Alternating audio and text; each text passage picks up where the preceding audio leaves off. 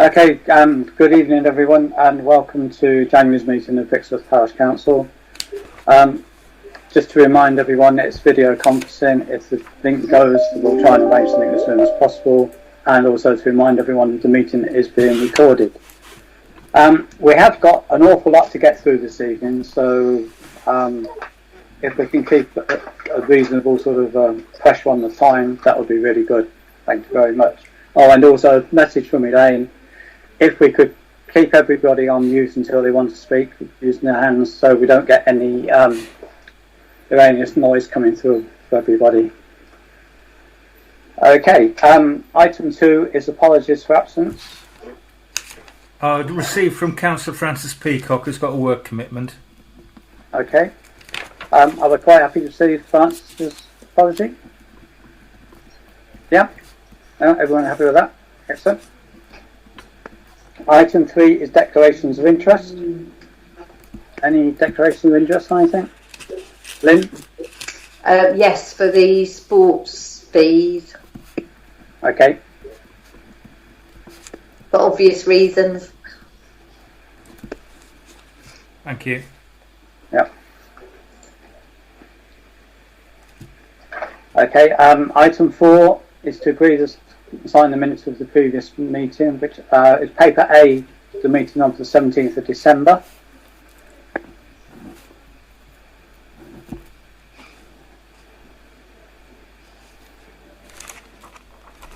Everyone happy with those? So could we have a proposal? Yeah, I propose we accept them. Okay, thank you, Tom. Do we have a second for that? Councillor Parker's got his hand up. Okay, all right, thank you. All those in favour?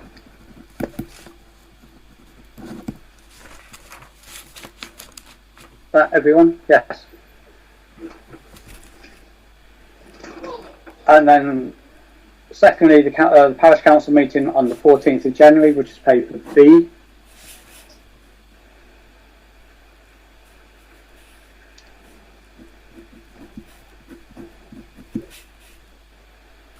I propose we accept those as well, please. Okay. Elaine, are you seconding that? Okay, thank you very much. All those in favour?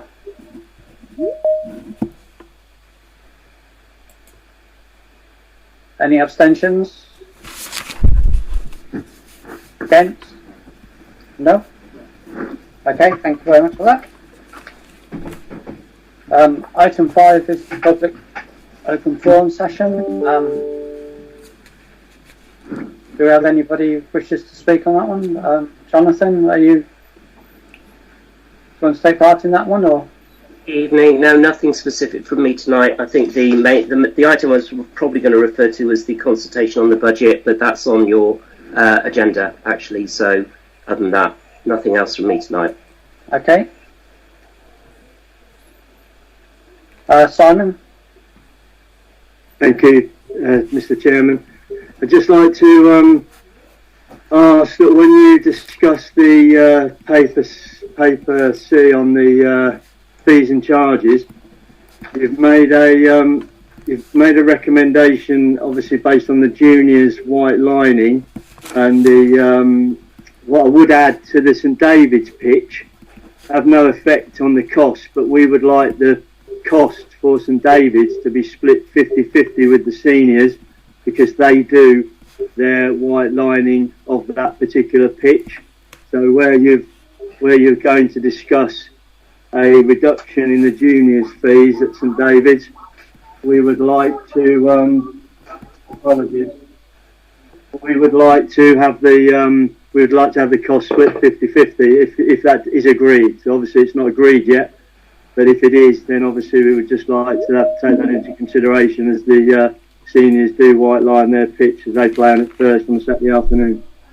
Okay, well we can look at that when we come on to it. Thank you. Okay.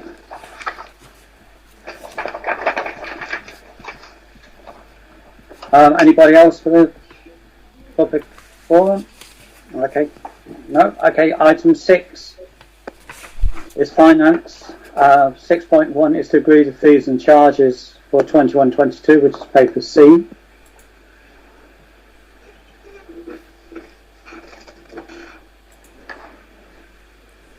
Does anybody have any comments on this? Obviously, we've just had Simon's comment there. Ian? Yeah, thank you, Chairman. I'm going to be a bit controversial, I think, here, which is unusual for me.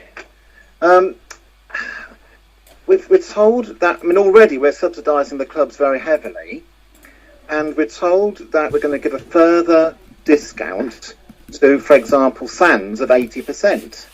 And because of their financial position, we're told, we'll give a further subsidy of 10% to All Saints. Well, 10% of 30 quid, which is their match fee in full for a week, works out 3 quid.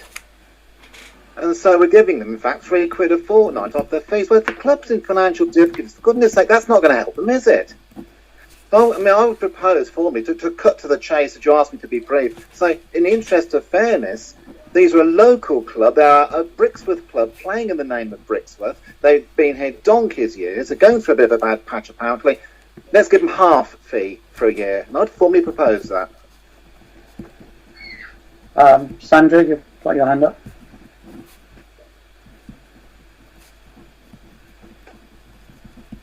Are you on mute, Sandra? You're on mute. I just think that we need to consider all of the residents of Brixworth who pay for the upkeep of all of the public open spaces, and we can't continue to. We are already subsidising.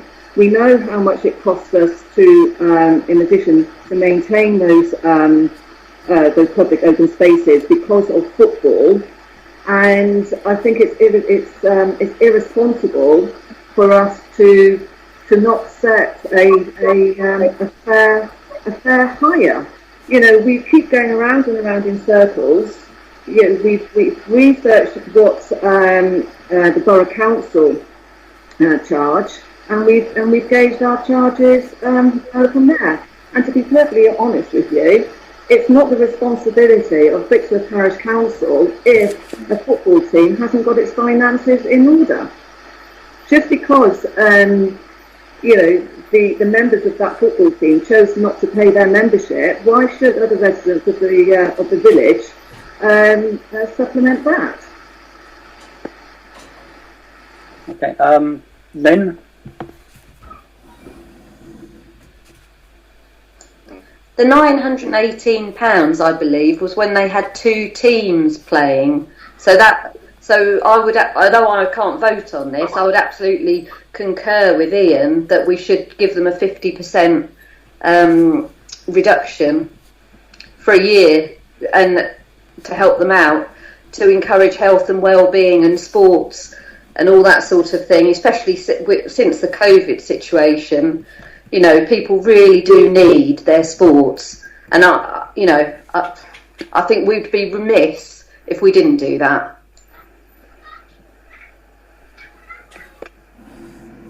Anybody else have any comments to say? Ian? I hope the word irresponsible wasn't aimed at me. I'm sure it was accidental if it was. It is not irresponsible because we're talking of a subsidy, a total subsidy, according to the figures in front of me, of £450 a year. We've just put 45 grand in reserves because we don't know what to do with it. We can certainly afford 450, and I'll concur entirely what Councillor Compton has just said. I have proposed it. That closes the debate as I'm speaking again. Happy a seconder, please, Chairman. We've got one of the person who just wants to make a comment. I think that's Neil Brown. Yeah, thank you very much, Chairman. I apologise for not suggesting on speaking earlier.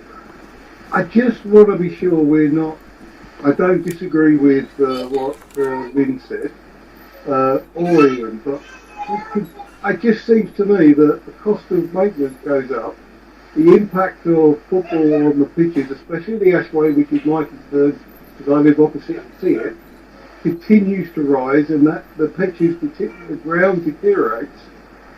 Why, as a resident, why should I be paying? I'm pretty sure in a moment you're going to tell me how much more I'm going to have to be paying in my council tax to support this for Parish Council. I'm an individual resident, but why am I subsidising football absolutely agree they should, if people want to play football. I go swimming, so I pay that myself. I don't ask the parish council to come subsidise me on my sport. I pay for it, like a lot of other people do. What it just seems we are every year, people pay less and less. Sports clubs pay less and less for the pitches to use the open space in the village. I can't use the playing field in normal times. I can't walk my dog over the playing field on a Saturday or a Sunday because there are football being played. So I only get 5 days a week use of it. That's it.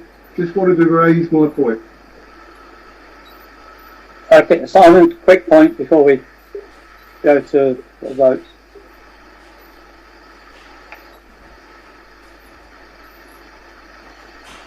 No? No? Okay, Ian's made a proposal that we offer Brixworth All Saints a 50% discount. For 1 year only, Chairman. Yes, sorry, for 1 year only. Sorry. Sandra? Sorry, can I just ask Peter what the annual fee was last year for SANS? For Sands, Sorry, for the adults. let me have a look. I'll be back in 1 sec. I'm just.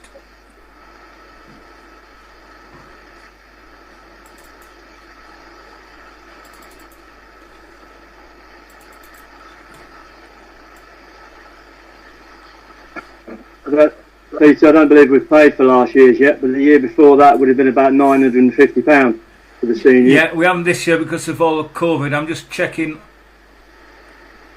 on the budget how much we budgeted for. Your seniors, yes, was 950 in the budget. So in a normal season we would have collected 950, but because of COVID we'll be collecting a lot less than that. And so what the suggestion is that we collect 425 when we've already got a reduced income from the sports clubs this year. Well, I think it's fair to say that the income from all the sports clubs this year has been pretty much decimated. But Yeah.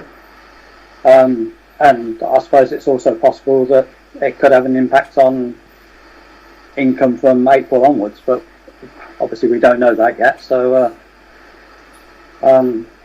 we'll see where it goes. Okay, I'm just a little bit confused because I thought that we were making a decision on all of the fees. Isn't that what the paperwork is presenting? Is the adult pitch 30, the junior pitch 10, the 90 by 99 is 10, and then the 7D7 and the 5D5 is £5.50. I thought that was what was on the table. I thought. It's the annual fees that's on the table, Councillor Moxon. Yeah, it's how much the various clubs. The clubs don't want to pay a weekly amount; they would rather have an annual fee. Right. And can I come up with a point of order, please? We're debating a motion that's not been seconded. This might be absolutely. This may be no point discussing it if I can't get a seconder. I've made a proposal. Can we see if it can be seconded? Then we can debate it. My issue. I'd like to second that for you. Okay. My issue. Who was that? Said that? No, Stephen. James. Okay, James. Stephen, can I just say that it seems improper to me that you introduce an agenda item and someone comes in straight away with a proposal which squashes any debate. Chairman, the point of order. Saying that Point of order stops all this business. That means that no debate is allowed. Chairman, there's a point of order which stops all business until it's been dealt with. And to answer that point, when you make a proposition and it's seconded, that is the proper time for full debate. I've put a proposition in. That doesn't stop debate. That's correct. That's correct, Chair. James, I think now. That was all right, wasn't it, James? You seconded that. That's correct. Yeah.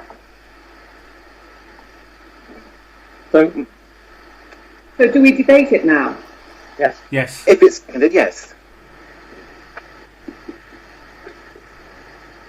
So the proposal is at the moment that Brixworth All Saints Football Club is receive a 50% discount. Then on top of that, Simon, I think, did you say reduce the juniors and up All Saints, or the other way around? Yeah, reduced. So at St David's football pitch, which is, to clarify Neil's point, the adults play at the St David's pitch.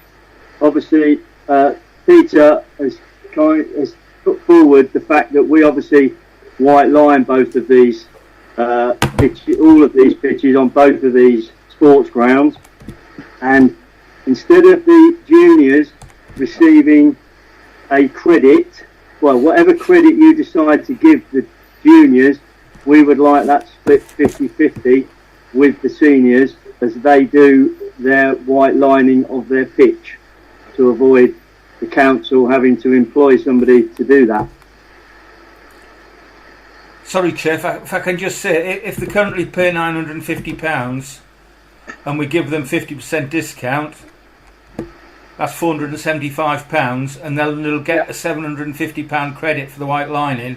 We'll actually be paying them to play football. Well, we wouldn't expect that, of course. We're not going to ask you to pay us, are we, to play? But I do understand your point, Peter. Yeah. It takes it into That's negative. why I need to go through all the things there to see what the scenario finished up as. Yeah, and to be fair, you're only offering this as a 1 year proposal anyway, which is very kind of you. As you've rightly touched on, there's no charges being set for last year or this year yet, and this particular topic is to do with 2021 into 2022. That's from this April. Yeah, well, for us it's September through to next May, but yes, yeah. Kevin? This is ridiculous. Kevin, you're on mute.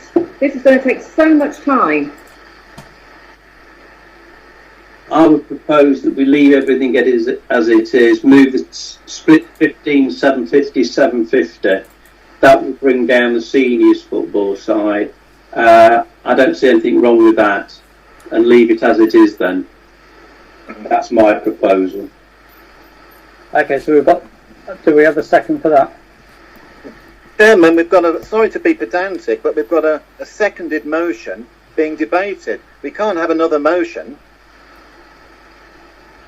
Okay, let's go to a vote on Ian's proposal that we offer 50% to the football club.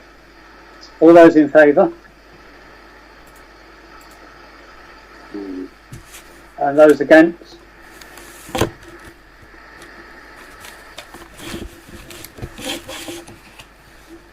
Can we have a name check on those, Chair? Would you mind? Yeah, no, we'll go for that, yeah. So go to... Well, do you want to call the names out and they can say for or against? So this is for or against the motion. Councillor Barrett? For. Councillor Jackie Bird? Against. Councillor Elaine Coe? Abstain. Abstain, thank you. Is Councillor Stuart Coe here tonight? No. Councillor James Collier? For.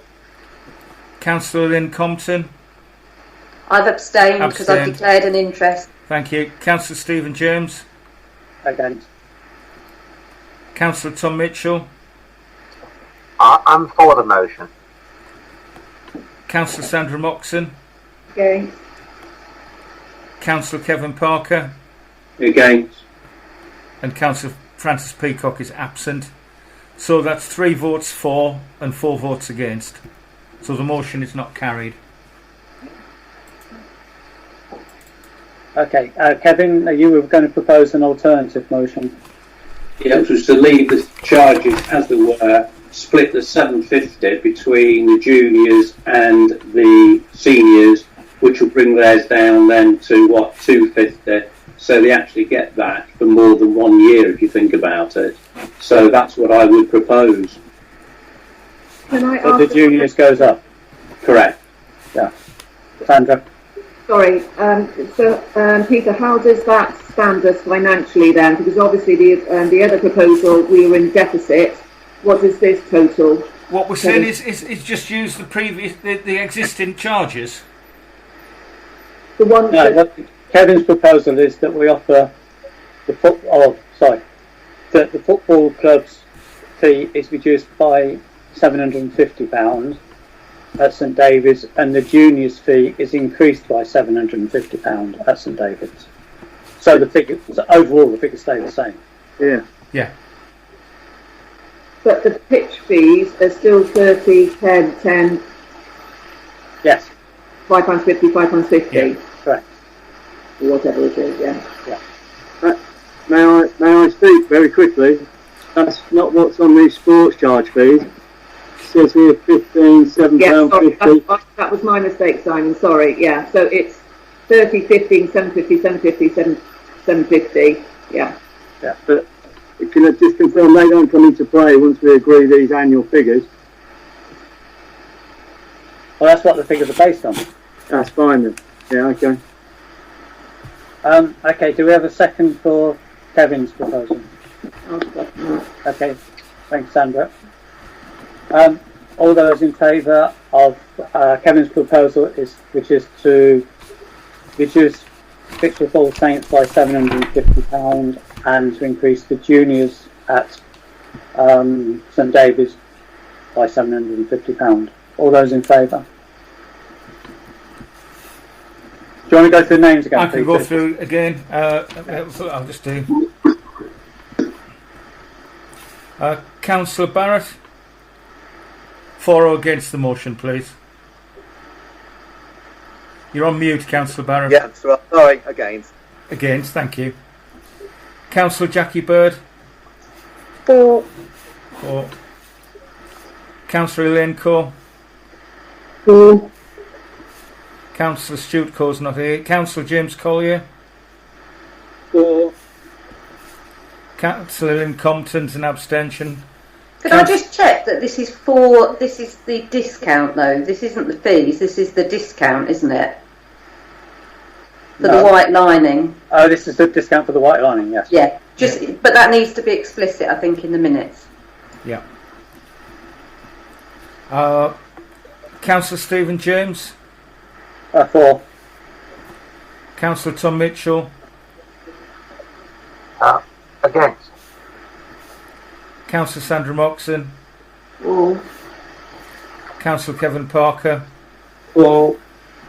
And Councillor Peacock is absent. So that motion is carried. Okay.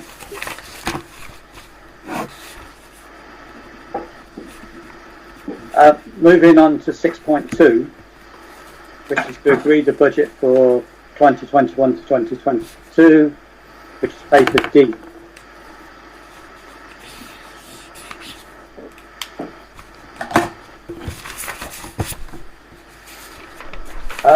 This is the same document that we had at the finance meeting,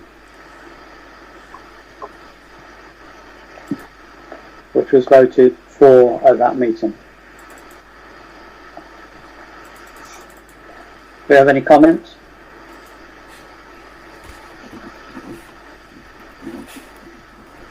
No, not for me. No. Neil?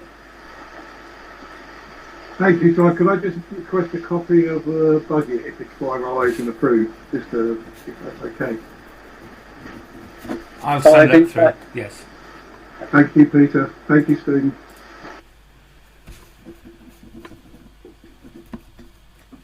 Kevin, you got your hand up, or is that just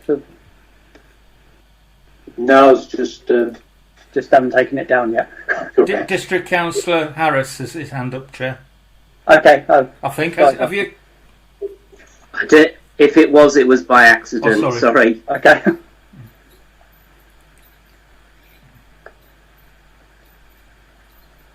Okay, so I propose that we agree the budget for 21-22 as per we paper D. Do we have a second for that, please? I'll second that. Okay, thank you, Tom. All those in favour?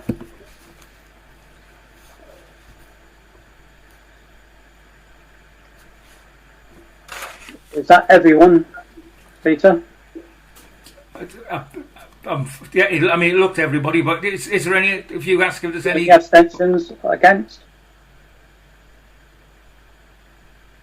That's unanimous, censure. Yep. Point 3 is to agree the precept for 2021-22, which was shown on the budget as 166460.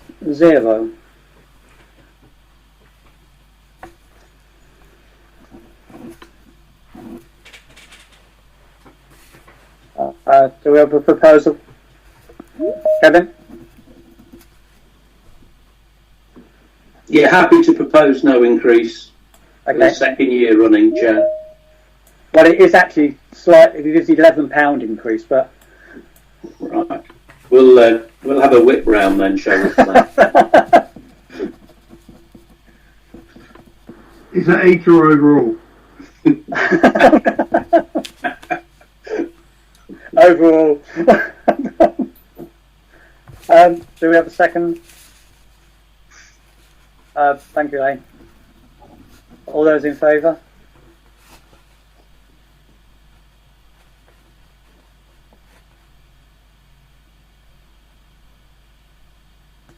Any abstentions? Any against?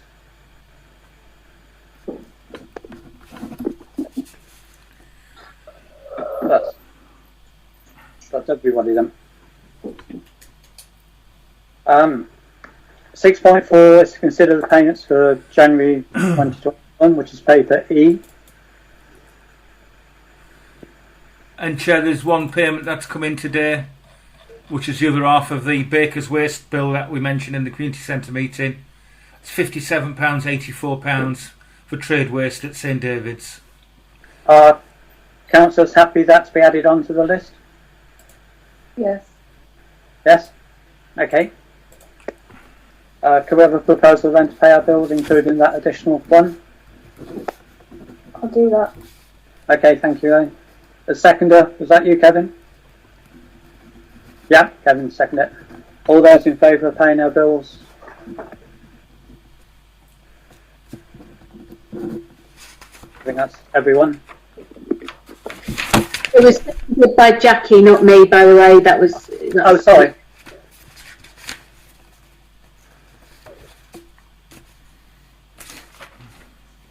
And point 5 is to consider a report from the verification officer, which is paper F. Which I think is, if I'm correct, Ian, is to follow, isn't it? You're on mute, Ian. No, I'll soon get the hang of it. Yes, we have one or two things to sort out. I think we've sorted things out now, so it should be all plain sailing till the next meeting, I think. Okay. Thank you, Ian. Thank you. Okay, item 7 is the planning, which is the Brixworth Neighbourhood Plan. Again, we discussed this at the planning meeting on Monday evening. Point 1 is to receive a report from the Neighbourhood Planning Group. I don't know which one of you is going to do that. It's Mike or Bob or Frank. We're both on mute. Bob, do you want me to go ahead? Yes, Mike, if you would, please. Okay, thank you. I'll be brief because it was discussed on Monday. Yeah. I just would like to just reiterate the points that were made when we decided actually what we should put down in this neighbourhood plan. The group considered what had changed in the last little while in our circumstances within the community and decided that there had been no market change for development within this area. We also looked at the overall development plan and the number of dwellings that have been built in accordance with policies R1 in the rural area, and we noted that 881 houses had been built or have been given planning permission at least by the April of 2020. So we concluded that there's no driving force to deliberately allocate any land for development within the village or the neighbourhood area. So we decided that the only things that we had to look at is actually what has changed, what we said we would do in 2016, and bring up to date what had been achieved. And so therefore within the revised plan, the bulk of it is about changes of tense. In 2016 we said we were going to do this, and in 2020 we recorded what had been done. And the final point was, have there been any updates as a consequence of that are necessary as a consequence of one, the update of the NPPF in 2019, and the impact of the Settlements and Countryside Local Plan. And to that extent, the Naval Plan simply refers to those references that have changed. So if, for example, as I said on Monday, the old paragraph 55 dwelling in the old NPPF now becomes a paragraph 91 dwelling. It's just that sort of references have been changed. And there have been changes in the equivalent policies in the revised Naval Plan, equivalent to the old SAVE policies. So we've been at pains not to change the policies within the document. You know, Ian raised a point which I know is a more of a tricky one on Monday, when he said that there have been instances where the one line within policy 2 in the Naval Plan relating to general support for recreation outside the village confines had caused difficulties in the past, and he proposed that should be deleted. I checked up on Tuesday morning with one of the planning policy officers, and she told me that would be a major policy change, and the implication of that would mean that you have to go through all the process of consultation and so on. And the steering group overwhelmingly has committed to the fact that we don't think that's necessary. So Ian's, although I have investigated Ian's point, I hope, Ian, you're satisfied with that as an outcome. You may not be satisfied with what she said, but actually it does mean that we have to leave it the way it is if we are going to try to avoid the business of having a full-blown 2 consultations, the danger of a referendum. The danger of a consultation is we have to tell developers, owners of land around us, that we intend to change it. Now, do we want to do that when we have a plan actually that's covering a period up to 2029? It seems not best not to try and wag the tail of the dog. The easiest thing to do is pat him on the head and just continue in the softly approach. So what we propose is actually that a softly review. We are the first Naval Plan within the district to review against the SCLP. We are the first one, and it could well be we're the only one under the Daventry District Council aegis. And it is worthwhile trying to get a decision from them before the council is terminated, because we have a working relationship with those planning policy officers. After that, we don't know who we're going to be working with, and we may well have to construct relationships all over again. So on the table that is the change. I don't think you'd find anybody within the steering group who'd be willing, and I can say this candidly, to be told no. These are not minor changes. These are major changes. If that happened, then I think the overwhelming recommendation from the steering group will be tear up the revised plan, stick with what you've got. But it is worthwhile then trying to get it updated, because it makes it stronger. So that's what's on the table. Ian? Thank you. I thank Mike for finding out the information. It's worried me for some time. Policy 2, Section 3, I think is a big barn door that's been left open. I hoped we could perhaps close it by this method. It looks like we can't, so I'll go ahead and support it. Thank you, Ian. Okay, thank you, Ian. Okay, point 2 is to approve the revised Brixworth Neighbourhood Plan, which is paper G. And I'm sure everyone's had a chance to read it. Yeah, right. Chair, that actual paper, you'll have the track changes element removed, won't it, in the final edition of it? Or would track at the end? No. If I say come back on that, so we've got to send Tom. We have to send the plan plus the track changes, and the track changes in 2 forms. One in PDF, but they also want it in a Word form. And since I use Apple software, the reason why it's going as a PDF document as well is to ensure that spacing, they can actually see what we're trying to say. They want to see actually what we've done compared to the original plan. That's what the track changes are. Is there a concern for you? No, not at all. When I just saw the document, I just naturally assumed that PDF was the standalone January 2021 version, but obviously it'll go through a bit of an iteration before it gets finally published, then I assume. Yes, I mean, you said on Monday, had it been proofread, and I said at the time, well, anybody within the steering group has had a chance to look at it. That doesn't mean to say that everybody has.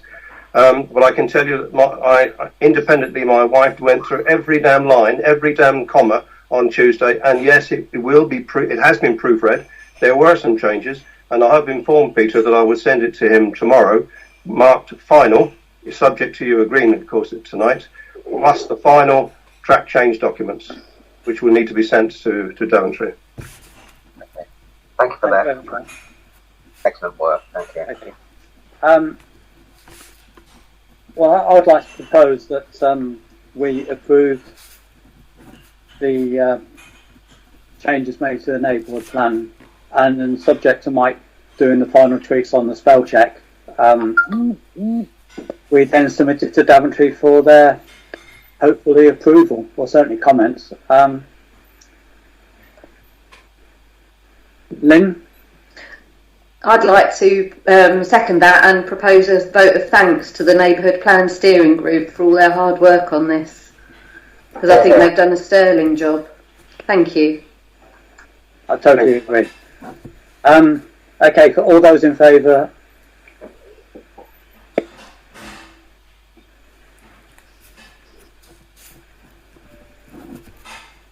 that everyone, Peter? Yes, seems to be. I can't. Yeah. Yeah. Thank you very much, guys, for all the work you've done. And obviously, we'll be speaking again soon, no doubt. Once Daventry come back to us. Yes.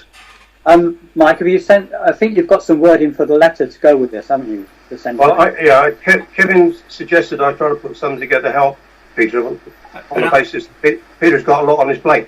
So I did send a draft to him saying, well, you pick out of this what you feel is right. And he has that. So the question that I don't know who it should be sent to be absolutely honest, which person, but what I was told by the planning policy officers was to send it to the planning policy team. But I'll make sure tomorrow, Peter, that is confirmed and the actual address and which it's got to go to. Yeah, thank you. Okay, thank you very much.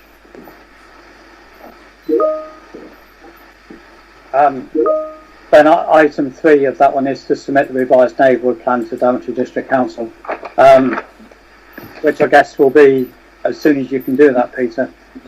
Yes, yeah. I'll wrap that up in the previous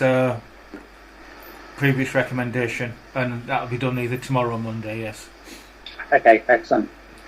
Thank you very much, everyone. Thank you. Chairman, there are other elements within the agenda which I find interesting, so I won't withdraw this. If you want to stay and listen, then please do. Yeah, I'll stay on for at least some of them if I may, but I will now put myself on mute. Okay. Same goes for the rest of the neighbourhood planning group. If you want to stay, please. Item 8 is the Sports Liaison Working Group. And point 1 is to receive a report of the working group of the 11th of January and to consider any actions. to paper G1.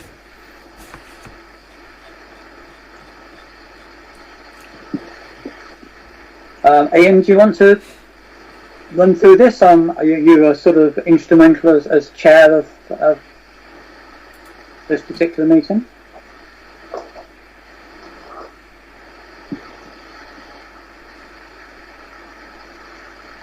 That's it. That's Yeah. better. Better. Yeah. Yeah. Haven't got the minutes by me, so I can't remember. All right. Chair, do you want me to just quickly go through them? We have a fairly set agenda. Conditions of the pitches. Since that meeting, we've looked at one of the goal mounts and put a repair in place to see if that takes or not, bear in mind the wet weather, but hopefully it will. We've removed one of the goals to stop it being used for casual use in the meanwhile. We talked about the long-term strategy issues and the Mooger update.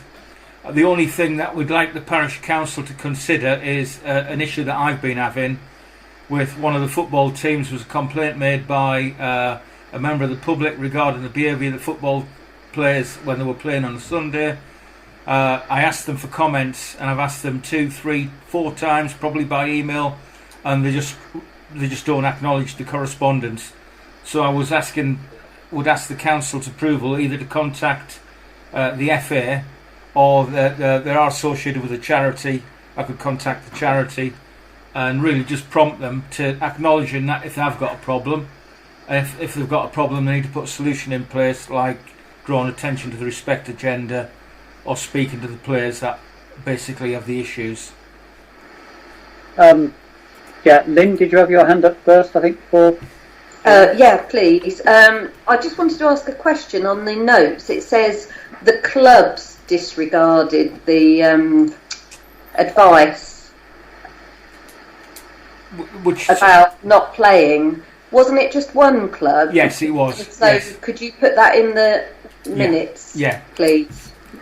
Because I believe it was Sands, which is the same club that has caused the issue here.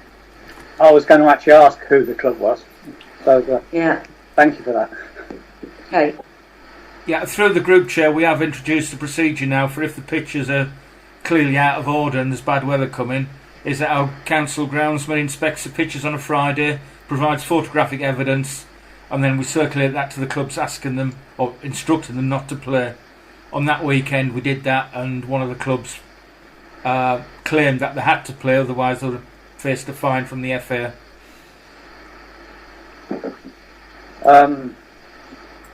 That would be interesting to find out if that is true, because if the game's postponed, I can't see that we'd face a fine. But yeah.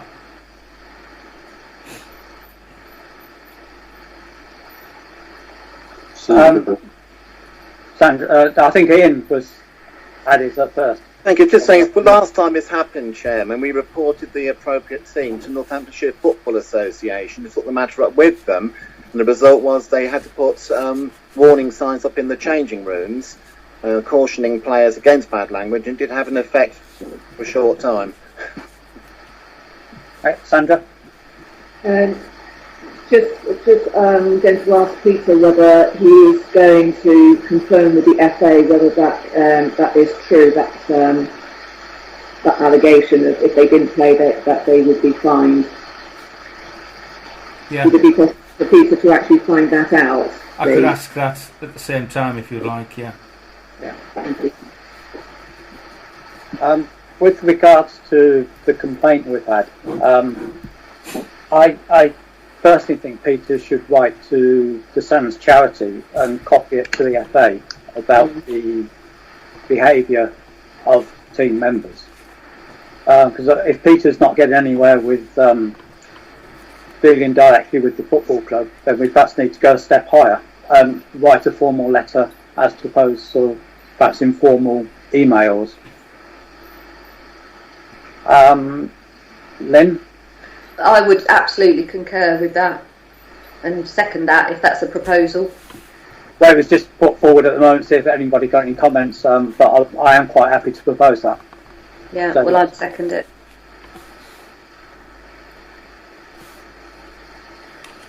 Neil, you got your hand up? Or no? Kevin? Yes, I noticed there's one item under 2.2. It says the parish council was asked to come up with an alternative venues for matches should they be postponed again. I don't think that's for the parish council to come up with alternative venues at all. That's not for us to get involved in that. That's for whoever it might be, but not the parish council. So I'm not sure what these are, minutes, notes, or what we're supposed to be accepting here, but I don't accept that at all. They're just notes, Councillor Parker, and I think the intention was, rather than give them a negative message, we'd just give them a list of other places where at the last minute they could ring around to see if they could get alternative sign. For example, if there's a plastic pitch at Moulton College, whatever. So rather than just telling the game's off, I think the thought was to give them some direction to try and keep the game on. I'm sure that the person who proposed it was thinking along those lines. Simon, did you want a quick comment? Just a quick comment. I agree with Kevin. We don't expect the council to come up with any venue alternatives. And if I can just speak on behalf of the seniors, when we received that notification and we had a home match on that Saturday, we would have found a location to go and play at. There are many alternative venues to go and play at around the county. And just on the fine, the FA, I don't think they'd have the answer personally, but by all means, like I say, I think given we had notice on a Thursday evening, you have enough time to find an alternative venue. Okay, thank you, Simon. Ian? Yes, I don't think we wanted the chairman or anyone to go around trying to find a picture of these people. It's just have a list on a piece of paper of other sites that might be of interest and use to them. Give them it as a one-off, and that's the end of it. That's the end of the involvement. I'm sure the clubs know of all the other clubs that are nearby that have suitable pitches anyway. Fair enough. Sandra? I'm just wondering whether we should tighten up some sort of facilities usage agreement that covers stuff like this. Do you know what I mean? You know, like we have a grants policy, whether we should have some sort of facilities agreement. We have got that, Sandra. Yeah, we have got that, which is why we call the agenda item terms and conditions. But basically, I mean, the pitches were clearly out of order that weekend, and there was heavy rain forecast. And I mean, the argument I think was put. Well, the referee probably thought it was all right, but we're thinking about the long-term sustainability of the grass and not the health and welfare of the players, which is what the referee probably takes into account. Neil, have you got a quick point to make? Very quick point. Thank you very much, Chairman, for allowing me to. It's just to highlight, as we're under COVID lockdown at the moment, I am seeing an increased amount of use of the Ashway pitch, including this afternoon. Teenagers in local pub tracksuits with full set of balls in a long bag and putting nets up on the goals. Just maybe if someone knows who they are, that's not actually allowed at the moment under law. That's all, thank you. Well, you're right, it's not allowed. Simon? Yeah, we're well aware of that. There's no coaches that are taking any children out currently. I saw those 5 or 6 teenagers out on the pitch this afternoon on the adult pitch. There were no nets up, Neil, to my understanding, and there were no adults pictures around. I've got pictures. What I would suggest, Peter, you've taken the 2 goals down on the junior pitch at the top. Given we're not going to be playing any football until mid-March, then you by all means, if you want to, I don't know who took them goals down at the top end, but if you want to get them seniors goals down at the same time, by all means do that.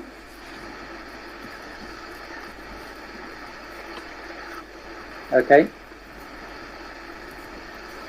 I think we've still got. I don't think we had a vote, did we, on writing to Sands at the moment? No, it was proposed by yourself and seconded by Councillor Compton. Yeah, let's finish that one item up. All those in favour of that?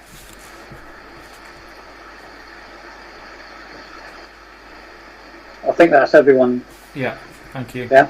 Okay.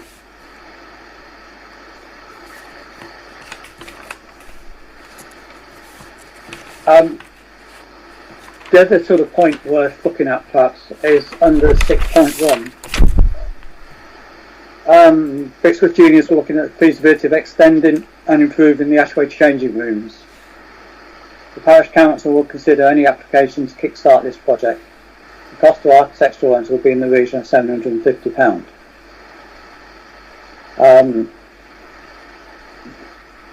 Personally, at the moment, I don't think we should be doing that.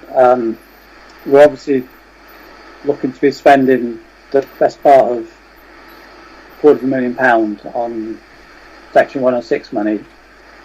And as part of that, we're going to have to temporary fund the VAT payments on that.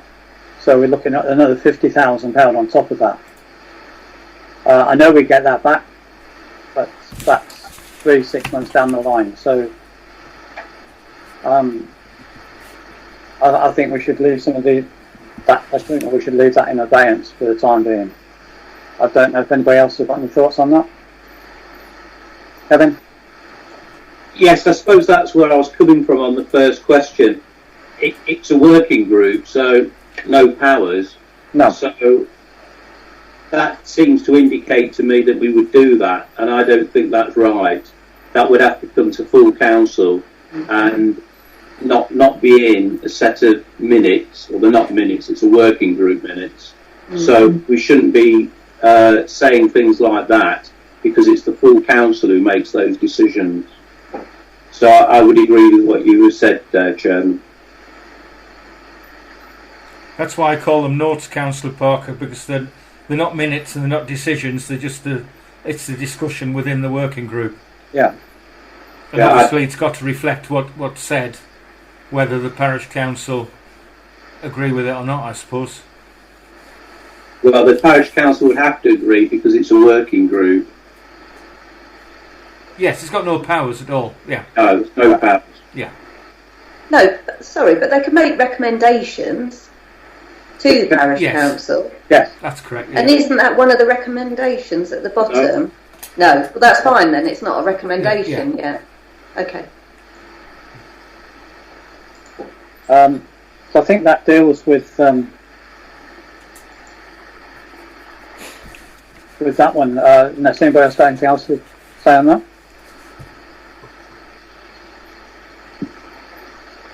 Okay, moving on to point 9, St David's Play Park and Muga Working Group.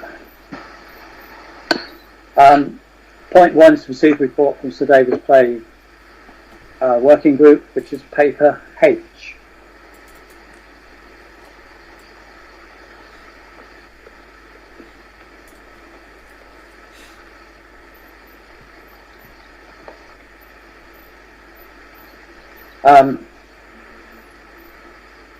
Do you want to run through this quickly, Sandra, before we just go through to the recommendations? Well, I think in summary, the working group looked at the feedback that it received, and Peter did an excellent job of separating it all out into specific areas. So any feedback concerning the contract, any feedback concerning the construction was very much all itemised. So there were 84 lines of feedback and which we've dealt with, and then we've fed that back to the councillors. So hopefully everyone's had time to read those notes. And then these are the recommendations which Peter's kindly brought up. Okay, just going through the recommendations. The first one is just a statement of fact. Parish Council notes the report of the ongoing work at St David's Play Park and Muga Working Group. Point 2, St David's Play Park had replacement play equipment delivered as part of the project. Surface of the Muga to be tarmac. 4, Muga fencing to be noise compliant. 5, floodlighting in the 400 deluxe. 6, the Parish Council considers the request of 45,000 from the capital projects. 7, the ESPO contracts based on non-price fixed price basis. 8, the working party evaluates the submitted bids and interviews the companies before recommending a supplier. 9, the Parish Council knows the timescales for procurement. Do we want to go through those one by one, or Lynn? On number 7, does that mean, should that be a known price, fixed budget basis? Yes. Yeah. Yes. Yeah. We have to Yeah. write the contract, or we Yeah. have to in the, It says non-price. It should be known price, I think. I think in the ESPO documentation they call it. I think they mean, when they say non-price, they mean not price competitive. Yeah. Okay. That's fine. It's fixed budget. Understood. Yeah. I think it's just using their terminology, isn't it? Yeah, it is. Okay. Yeah. Thank you. That's all. Other than that, I'm really happy. Really good work. Thank you. Well, you're on the work group as well, so. Who's got the hand up? Ian? No, you haven't quite got the hang yet, Ian. It's always better second time. If we vote this through, is it then set in stone and this is the council's policy, or are we voting on what we're asking the tender people to look at? We're voting on what we asked the tender people to look at. Right, so if the tender people came back with something, we wouldn't be duty bound to accept anything, no. Right, so we can still vary things if need be. If the tenderers come back and we don't like what they say, so we'll alter our specification, we can still do that. We could do, yes. Yeah, that's fine, yeah. And as a basis for tender, I support this wholeheartedly, yeah. Then, I mean, I've spoken to Peter today, and I think we just need to do a bit more work on the draft contract. We need to send some stuff out with the documents, with some of the contract filled in.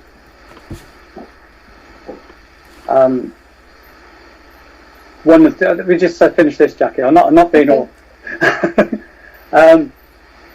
One of the items that we need to establish is the payment stages, or whether we're going to do activity schedules, stage payments, or what.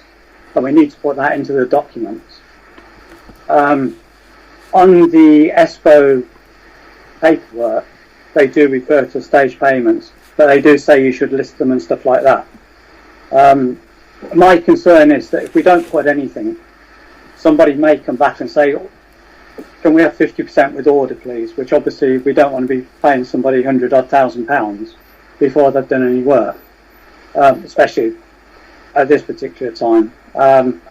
So that would be my point, and I'm quite happy to go through some of the contract conditions with Peter if he wants any help putting them in.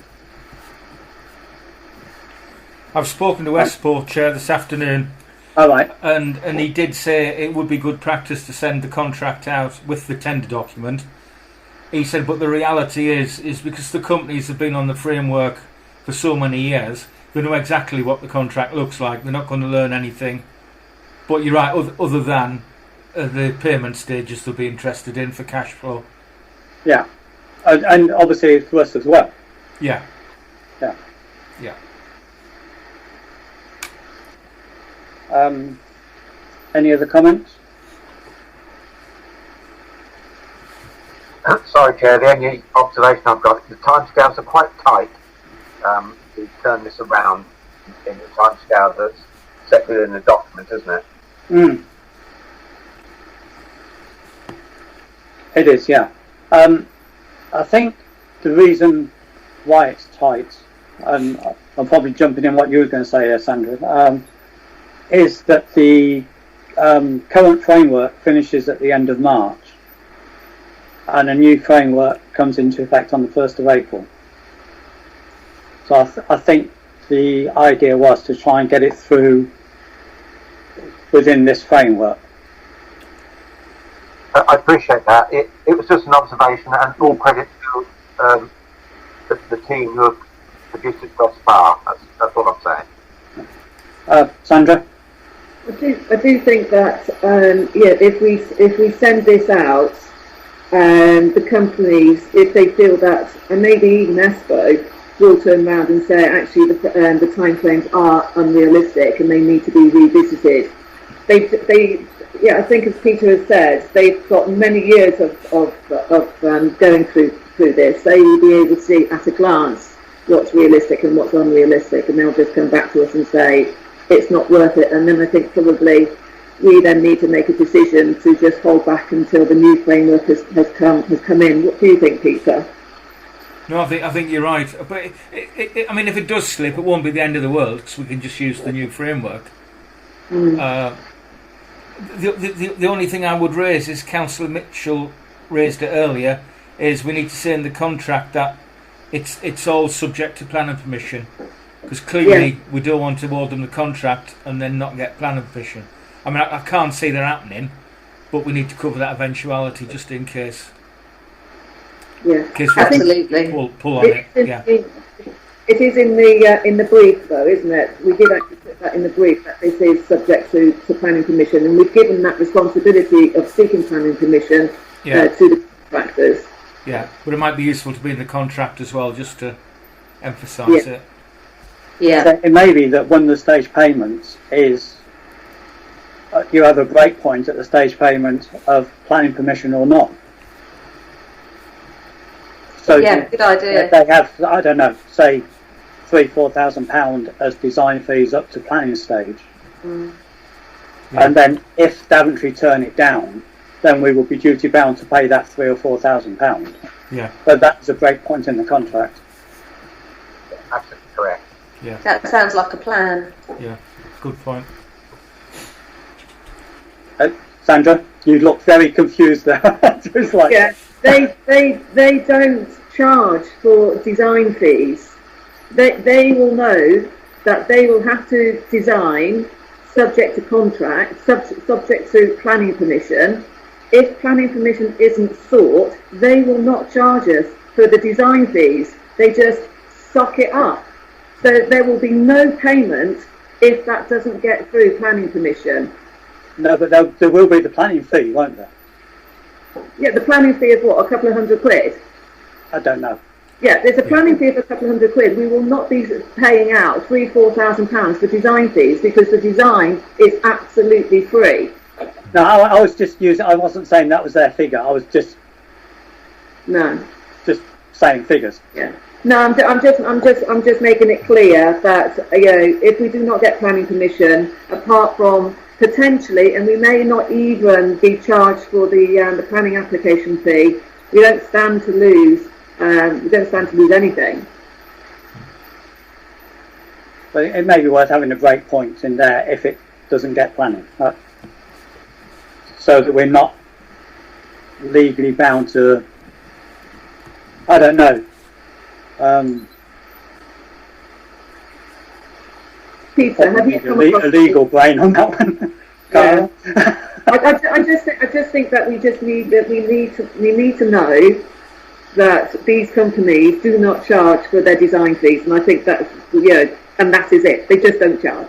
Yeah, well, they've got to design it to put a price in, haven't they? Yeah. So for example, 4 unsuccessful companies have done design work on an abortive scheme because they haven't won the contract. Yeah. They're not chargers, are they? No, that's their on costs, isn't it? Yeah. Yeah. But they may look to recover it. I mean, it'll be in their sort of activity schedule. Money, Stephen. I think you've been a bit of a worrywart. They will not, just because they've lost the tender, lost the bid, they won't come seeking money for a lost bid. Oh no, I'm not saying they will. I'm just saying that if it doesn't get planning permission, effectively the contract would be null and void. Then that's why we put it both in the design, in the brief, and belts and braces in the contract. This is all subject to planning permission. Lynn? Can I make a suggestion so we can move forward and we delegate the tweaking, which needs to be done really within a week of the contract and the final bits, to the group, so Stephen, Sandra and Blakey, and then we can just get it off. Just the thought.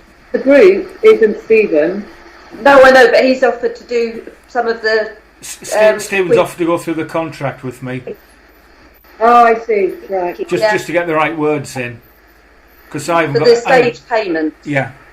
Which I would absolutely agree with. I can do that with Stephen and then call a quick meeting of the group. Yeah, just circulate it to us. We probably don't even need a meeting. Just point out what's changed, and I'm sure it will be fine. Yeah. I would, that would be my proposal, that we delegate the last bit that we've as discussed to Stephen and Peter in liaison with the working group. Is that the right wording for you, Peter? Yeah, that's fine. Thank you. Lovely. So, Lynn, can you add a time frame to that? I said within the week. I think the first dates we've got to send it out is about 1st of February, maybe. Yeah. So within, so we we'll need have to to move do it quite quick. Yeah, it's quite a big contract to go through that. We could do it But in one. yeah, we'll see. Yeah, we could do it in one session. Yeah. Thank you. Any other comments by anybody? Lynn, you've got your hand up still, so I presume that was. Sorry.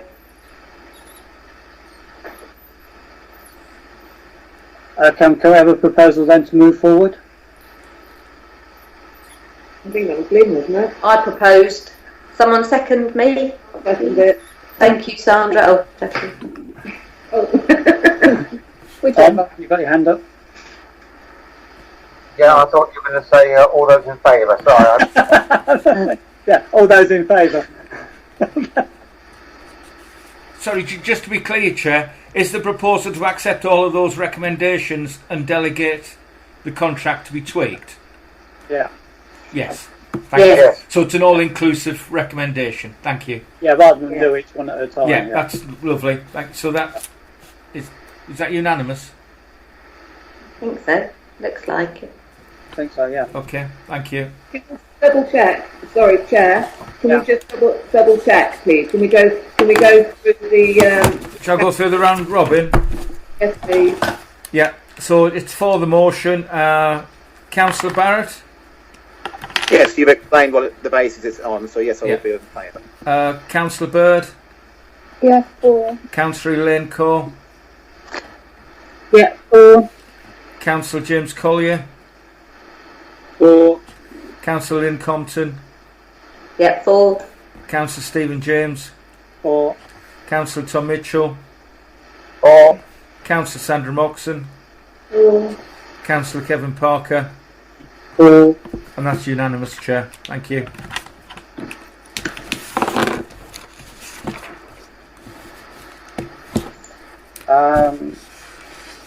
Okay, sort of. That was point 1. Point 2. Okay, we've really just done that, haven't we? The tender paperwork. Point 3 was considered if a complementary JCT contract is appropriate to use. I don't think it is. I think we have to use the ESPO framework. So I don't think we can mix and match frameworks and JCTs. Anybody else? Any comments on that one? Tom, yes. Tom? So I've got no comment to make on that. I think it's right. You can't mix and match. Yeah. Sandra? My understanding is that you can, but I do think that it might just be worth Peter just double checking with ESPO. But my understanding is that you can run it concurrently with someone with another contract. But would we want 2 contracts? Well, I'm quite happy just going with the ESPO and. Yeah, you wouldn't want 2 separate contracts when it's side by side. I think it's all inclusive. I don't think we need to worry. If we feel that that there's something in the JCT that's not covered by ESPO, then let's pick it up and like you're proposing with the stage payments, maybe there'd be bits and pieces in the JCT contract that we want to add. But I feel uncomfortable meddling with a contract. Does it mean the ESPO contract is the ESPO contract? Who are we to make changes to that contract? Do you know what I mean? I don't know. I think we should stay with the ESPO contract. Yeah. But there's items within the ESPO contract that just need tweaking. It's like, what do you want here? There's bits in it where you have to fill in. Okay. So, Jackie?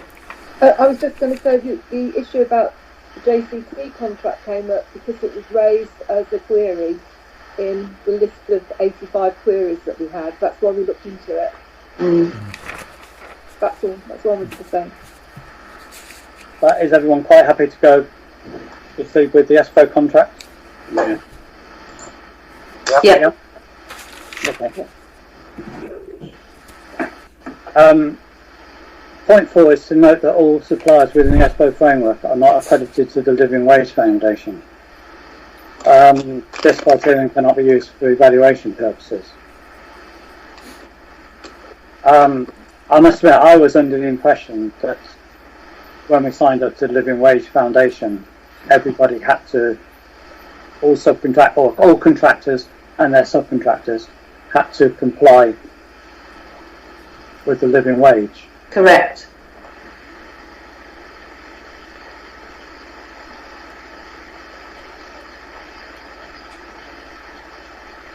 Sandra, I thought did you say you'd spoken to them? Yeah, I'm just looking at my notes now. I must admit I couldn't find it in any council minutes stating that as a policy, and I couldn't find it on the Living Wage Foundation website either. No. Anyone that we employ don't have to be part of the Living Wage Foundation.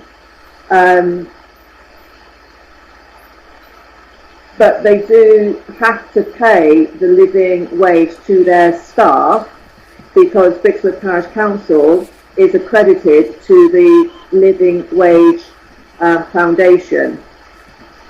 So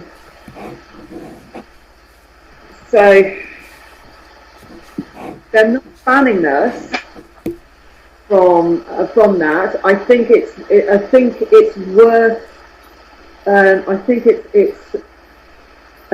worth putting in our brief that we are accredited to the Living Wage Foundation, and please could they tell us whether or not they are. They don't have to be part of the Living Wage Foundation, but could they please tell us that they are actually paying their staff? So they have to comply with the. They have to comply with the. Ethos. Yeah.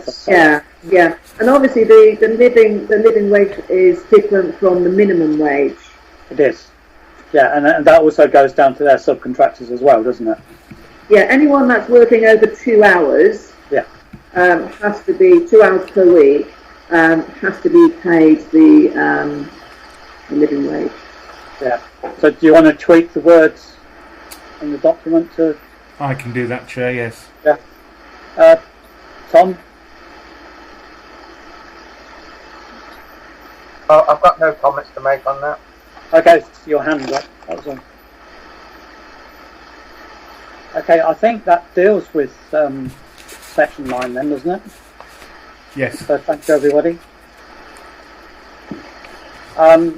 Section 10 is the section 106, Community Centre for Indoor Sports. Point 1 is to agree terms of reference, which is paper J.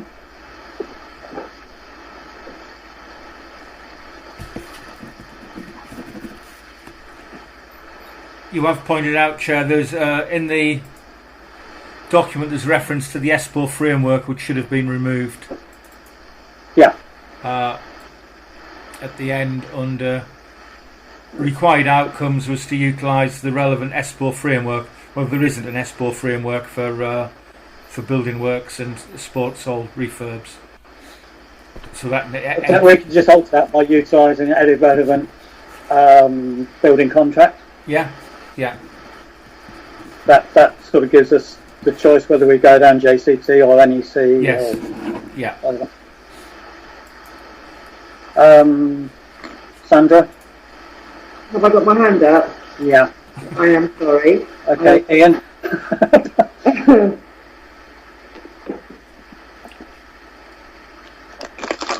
Ian, you're on mute again.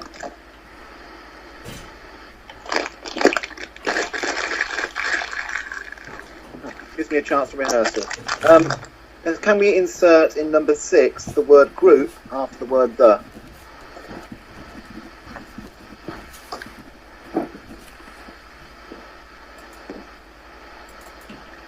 Oh, right, the quorum for the group shall be 3 councillors.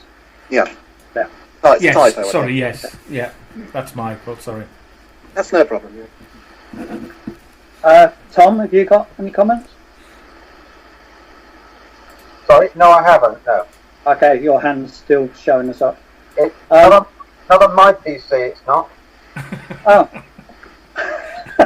Well, it is on everybody else's. It's gone now.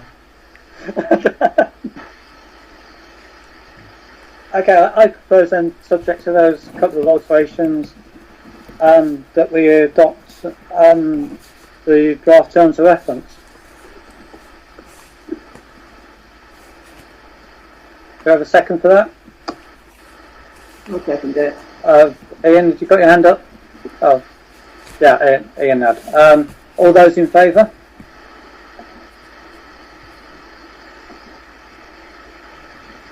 I think that's everybody, isn't it? Everybody, yeah. Yeah.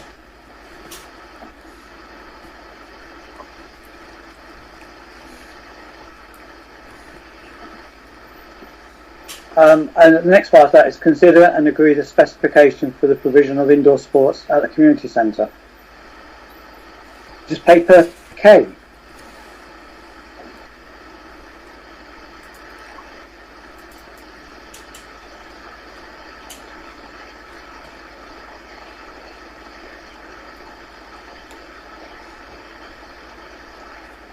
Anybody have any comments on that?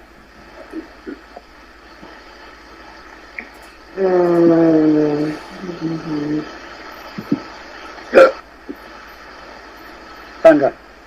So, Tom, Jackie has got details of a contractor who could possibly look at this, and so have I. It hasn't been easy to find someone to take on this sort of project.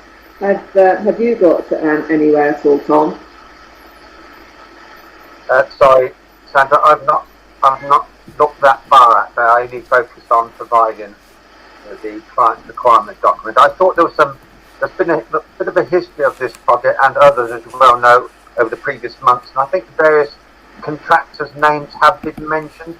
I think if we trawl through some historical emails, either from myself or Francis, several names have, I think, been put on the table. Yeah. That can be done outside this meeting. That's fine. Ian? I know it's difficult to get contractors to tender sometimes, but can we make sure that we do at least pay some homage to external advertising to cover councillors' backs might be accused of impropriety?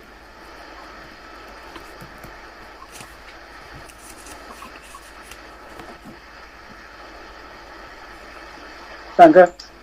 Oh, I'm sorry, I keep forgetting to put my hand down. Ooh. Lynn? We just need to do an ITT, just a simple document to go on the website and on the notice boards to say that we've got a contract, the bare details of it, and who to contact. Yeah, And very interesting. Yeah. That will, and a new tab on the website that says tenders. Yeah. Bids and tenders. Oh, Sandra? there is, I came across it, I might still have my notes somewhere, but, and Lynn, you might know this, but there is a website that we can actually put our brief on there. It's called Contract Finder. Yeah. So Yeah. we could do that as well, couldn't we? You can, and over a certain price, you should, over 25,000. I think it's in our financial regs. Yeah. Yeah, we did that for the grounds maintenance contract. Yeah. Yeah. The downside is you get bids from companies based in India and Pakistan. Yeah. I'm sorry, you've still got to do it if it's in the financial regs. But I'm saying you get interest, like global interest. Yeah. But it does whittle No, its way. that's It does whittle its way down to reality. Yeah. Well, we can specify that we would prefer a local contractor, couldn't we? Yes. I think if you're too specific, then you are going to eliminate, say, a contractor from, Leeds or Brighton. Yeah. Who, I think because this is so specialist, I think companies will be willing to travel. I think maybe what we can say is either say nothing at all and let these people from overseas apply. Let them just do that, and then, or we say, UK-based companies only. But then we might get ourselves into trouble by saying we will only entertain UK basis. I think let's just not narrow it down. Let's just put it out there, use the contract finder, and let people make their own decision as to whether or not they want to apply for it. Yeah, Elaine? I was just going to say that there are still COVID restrictions anyway. So not all of these problems will be ironed out by that, but even if people do bid from abroad, that would negate that. They wouldn't be able to do it anyway, would they? Elaine, sorry, Chair, the HSE have issued construction guidance on working on construction sites and confined spaces under COVID regulations, so the HSE website got quite a lot of information on that. You mean they'd be allowed? Yes, under strict control, yes. Okay. That'll be the strict control that the contractors digging up our roads following at the moment. Now, just because you can't get in and out. Lynn? You're on mute, Lynn. I was just going to say that we should put in something to say says that we interview the bidders, and that's part of the evaluation. Yeah. Because you've got to know if you can work with these people, haven't you? It's all right seeing it on paper, but it'll be a presentation and interview, actually part of the evaluation, I think. I think, sorry, Chair, if I may comment on that, you're quite right. It'll be normal practice probably to go to best and final offers, because the nature of this document is to present, amongst other things, various options that could be considered by the council as being suitable. So a presentation on perhaps the lowest 2 or 3 contractors will be the best way, and then you evaluate and score them accordingly. Thank you, Tom. Absolutely. As part of the evaluation process, when people come for an interview, could we ask for it not to be just the marketing people, so you can actually get to see some of the people who may be involved in the project? That's not people with just relevant experience, and skilled contractors would do that. Other than, you're quite right, Stephen. I've sat in front of many a presentation when it's been the sales director rather than the contracts manager. Exactly, yeah.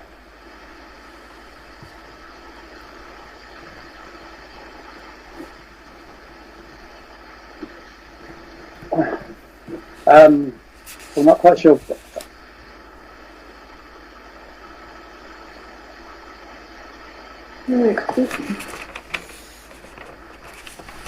Chair, Yes, it's fine. there will be a scoring mechanism, won't there? I believe so, won't it, Tom? Yes, I put some wise words in respect of scoring. Yes. Right, so that's fine. That's fine. So we can use the scoring mechanism anyway, as we've done for the first one. Yes. Yeah. Chair, parts of that document which are missing, of course, is it's a timescale and program which that can be discussed outside of this meeting. That just needs to be plugged in, and the two accompanying documents under Appendix A and Appendix B, which I did circulate, but they are quite large files, and I circulated them either by WeTransfer or Dropbox to Peter. Okay.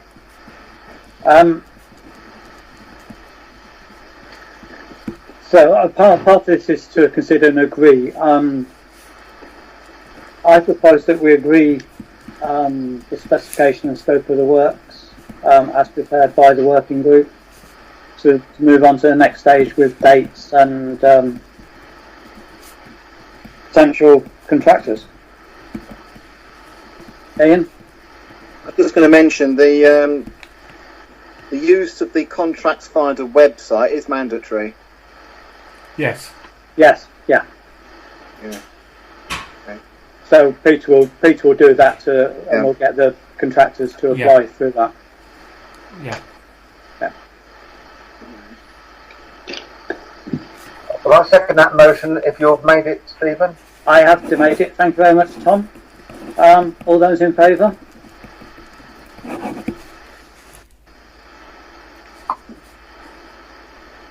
I think that's everybody, isn't it? Yeah. If you ask if there's anybody against, that would be useful. But Is anybody against? No. Any abstentions? So that's carried, Chair. Point 2, it's got Northampton County Council as landlord be formally consulted on this proposal.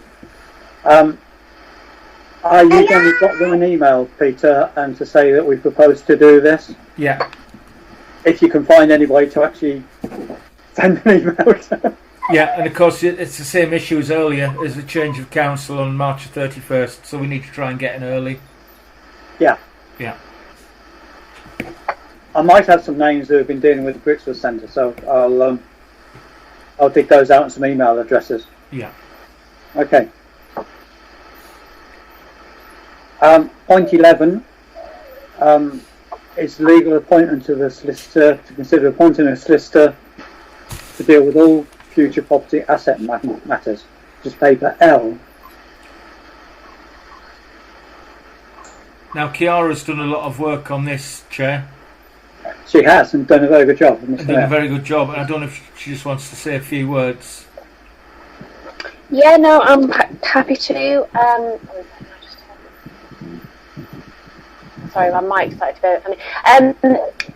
Yes, ultimately, obviously, you can see in the paper, overall, I've recommended Tollers. Just, I don't know how much detail or background you'd like. I did go across to 4 different solicitor firms.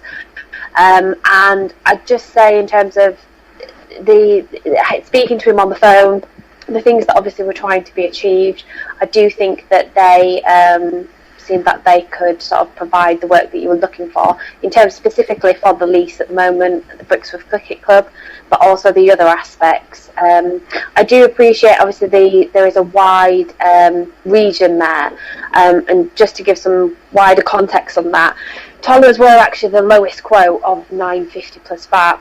As we all know, not always the cheapest price is the best option. The other quotes came in higher, more 17 to 2,000. So I've kind of gone on the basis that all solicitors, and forgive me if you already know this, but they always give an estimate based on how many hours they think how long it would take. So I'm working on the basis that even if they came in sort of well over budget, of what they'd recommended at 2,000. They were still in line with all the other firms, but he actually has experience of cricket club leases. He seemed quite keen in terms of being a full service law firm, of obviously storing the deeds and things like that. And that's it really. I don't know whether anyone has any questions or comments. Lynn's got one to start with. Yeah. Hi, Kira. Did you approach the Society of Local Council Clerks? Because they've got a list of solicitors and that we always get a discount with them. I didn't, to be honest. I wasn't familiar with that. So my background, so obviously I am a qualified solicitor, and these are firms that I know of in the area that I feel are quite reputable. And sort of have good reputations in different things. In all honesty, I would have thought that House Percival, they were kind of going to be one of the key solicitors that I went to. They came in at 2,250, which is, it was one of the highest quotes, but they were also talking about heads of terms, and I feel like they were much more of a commercial firm that was looking for very detailed heads of terms in the initial, whereas I suspect that the council needs are a little bit more practical, a little bit more, we don't need to be getting bogged down in heads of terms before. No, and that's where the Society of Local Council Clerks have a list of solicitors who are very familiar with all things to do with parish and town councils. I wasn't aware of that. You weren't aware either. No, but I must admit I've used the solicitor for the Village Hall car park through Acre, and I'll be honest, it's been very, very difficult. So sometimes they're not always the best to deal with. No, absolutely, yeah. But I think it's potluck who gets the casework. To be very honest, knowledgeable. Yeah. But usually we like to go. I always get the impression that we like to go to use somebody very local that is accessible, and if our files are there, we can nip in and get them, rather than, like I say, the one that we've used through Wake is actually based in central London. So it's also I'm certainly not going to hold up this process. And Tollers, it seems like you've done the due diligence there. So thank you. Ian, you had your hand up. That's all right. I was going to back Lynn up, but she's changed her mind, so that's okay. I'll change my mind as well. Okay. I'm happy to sort of take it further if you sort of like that reassurance. No, I think we'll just carry on going forever and ever. I think Kira's the Society of Local Council Clerks solicitor that I used recently. He was very good, but he's not local, and we wouldn't be able to pop in and get files. So I think you've done a good job, and I would support Tollers. I'm going to turn my camera off because I've got no broadband. Sorry. Okay. I'm going to propose that we appoint Tollers as solicitors to deal with cricket club lease and all future land and property matters. Do I have a seconder for that, please? Thank you, Jackie. All those in favour?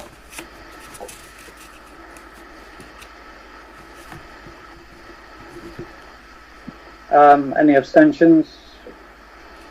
Any against? Right. Thank you very much, Garth. No problem.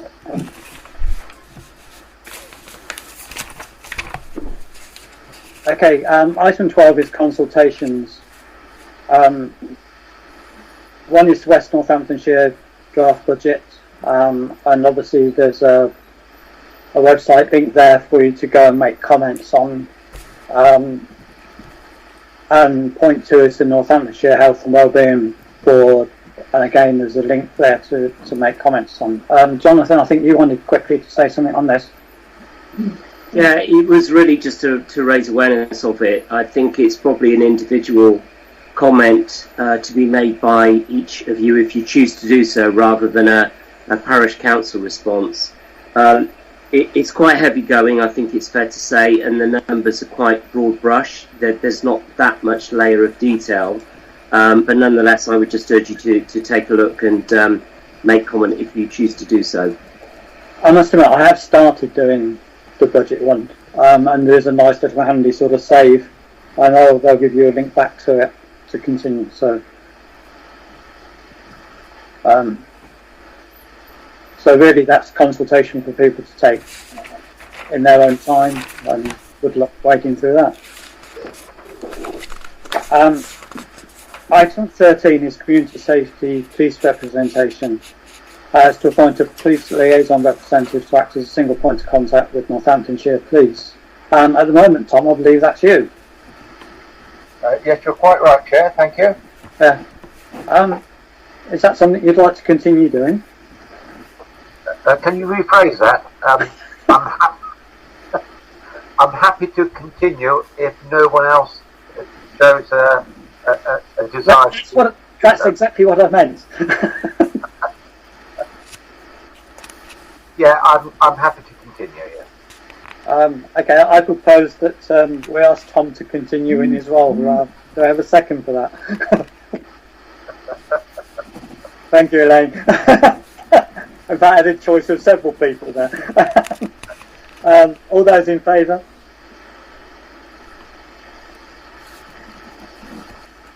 Abstentions? Against? I was tempted to put my hand up then. I know, I was waiting for you. Thank you very much, Tom. Item 14 is highways, the earth and grass cutting for 2021. This is one that's been deferred from last month. Consider the opportunity to cut the highways for 2021 at an income of £1,371.23p, which is paper M. I did send an email off, Chair, as requested by the council, expressing concern that they haven't added any inflation for some years now, but I haven't had a response yet. But as the deadline is up for signing the agreement, I suggest we commit and we can continue our fight another time. Yeah, I propose that we accept the offer of the County Council, and then we'll obviously next year it'll be West Northampton, or Yes. no, it'll still be the highways, won't it? In whatever guise they are. To have a second effort, please. I'll second that. Thank you, Tom. All those in favour?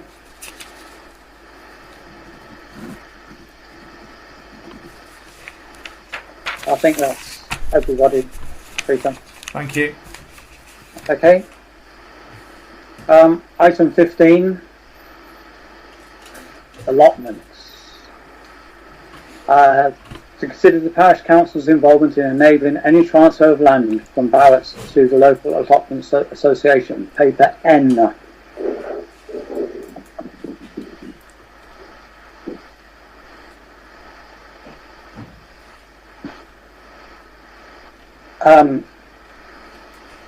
The recommendation is that the parish council consider the four options that are laid out in the paper. Do you want to put the paper up, Peter, just so people Yes, can... I can do. Just give me 1 minute. I can.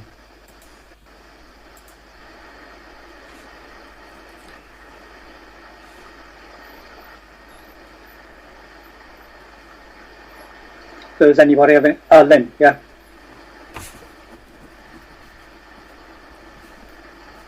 Not me, sorry.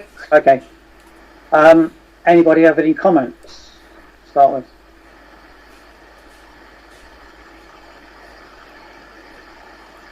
Ian? You're on mute, Ian.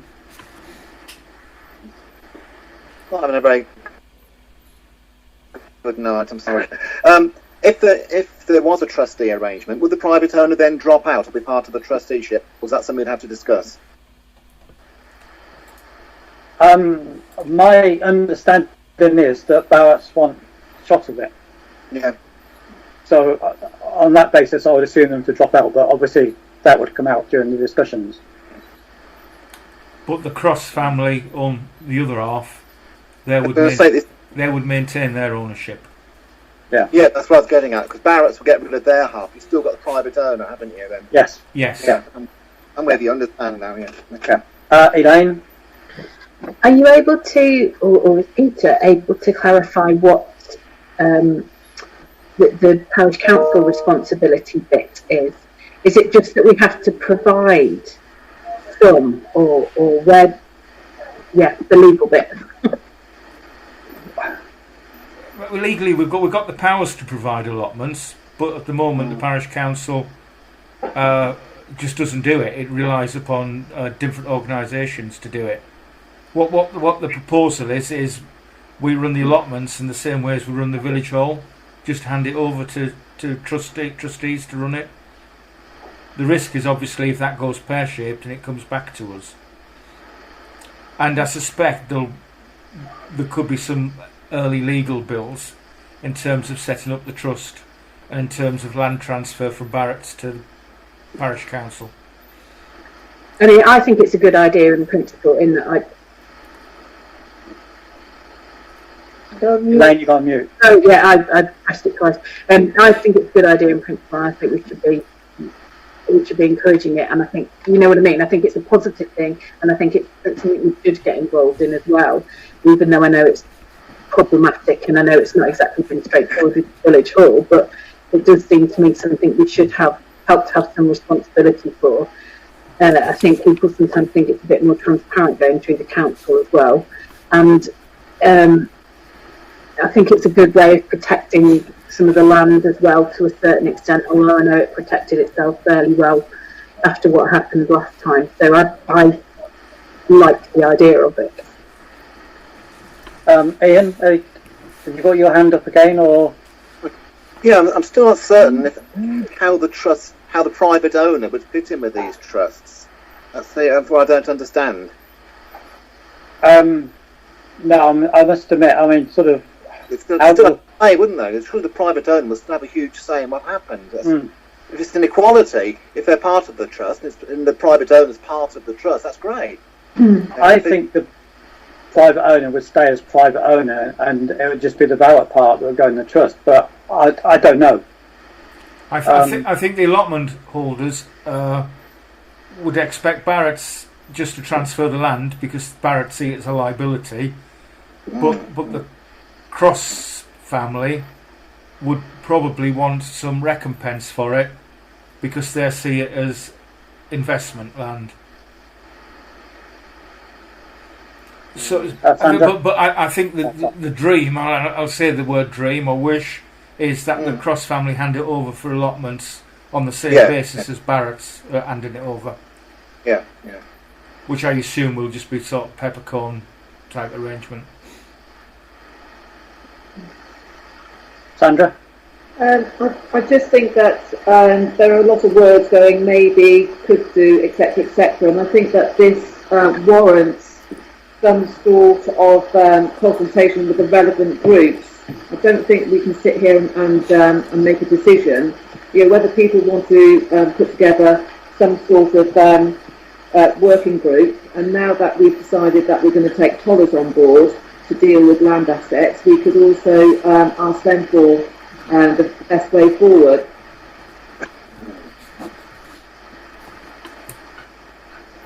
Okay, Elaine?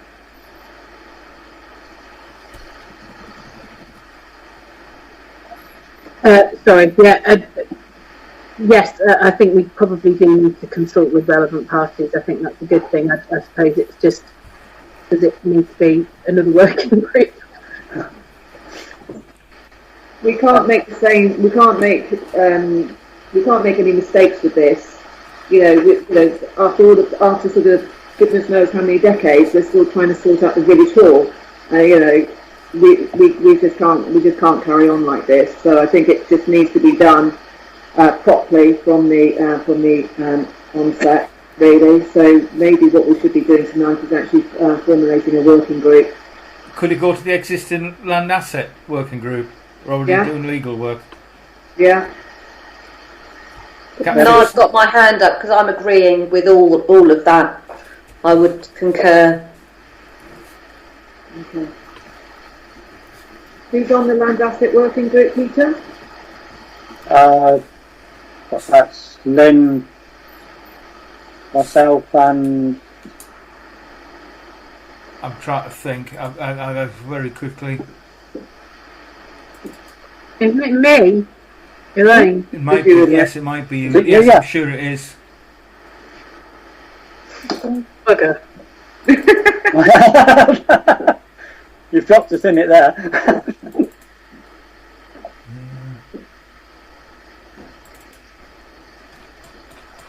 So, I mean, Yes, Stephen James, Lynn Compton, Elaine Cobb. yeah. Okay. So, are we going to say then, do we go for option 1 with the working group? Yeah. Yeah. Okay, so I propose then that we proceed with option 1 with the legal asset working group. I'll second that. I think why you second that. I'll second it. Who got in first?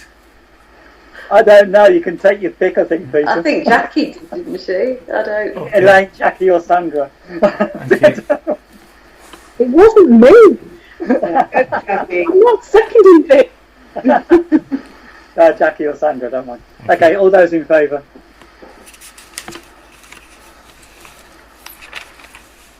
I think that's everybody. Thank you. Okay, thank you. Part 2 is for information only. As we've got quite a big section and part 3 to come up, would councillors be happy to take all this as one item and just nod it through at the end? Yes. Yeah. Yeah? Okay, I'll quickly run through it. Finance, the latest rolling budget is paper O.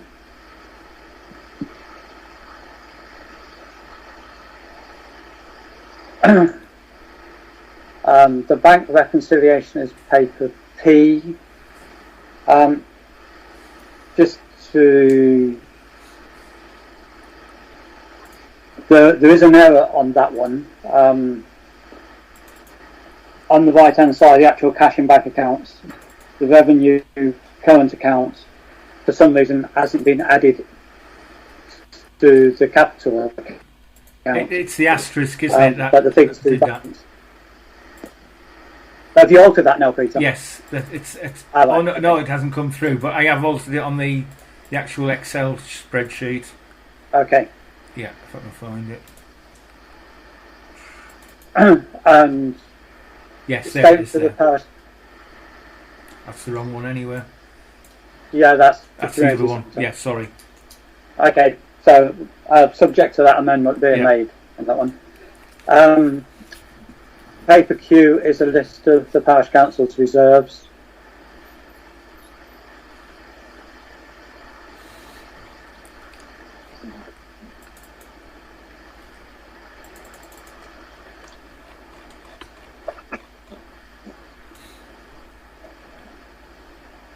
And that shows the 50,000 that we agreed to move at the finance meeting.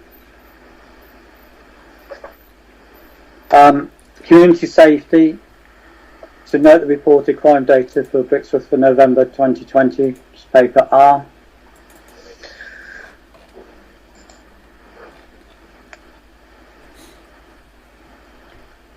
Which does show an increase on the previous years, but a big percentage of that is vehicle crimes.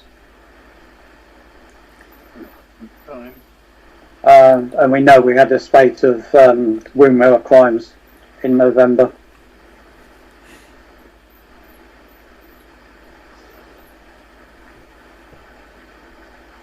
Um, 17.2 is to note the data downloaded from the Parish Council speed indicator device, which is paper R1 and R2.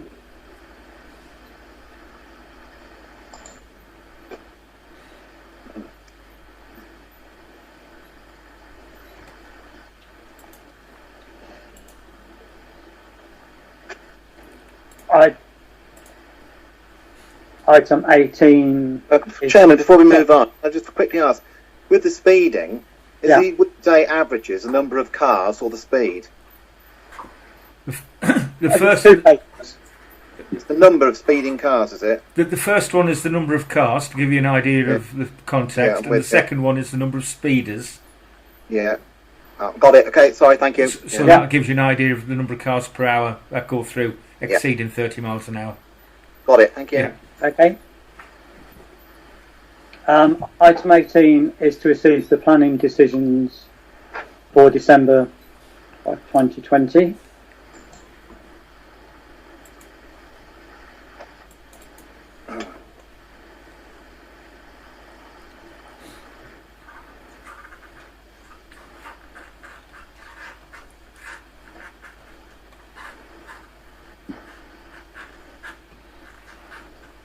And items 2 and 3 are to receive the minutes of the planning committee on the 7th of December and the 4th of January. It's paper T and paper T1.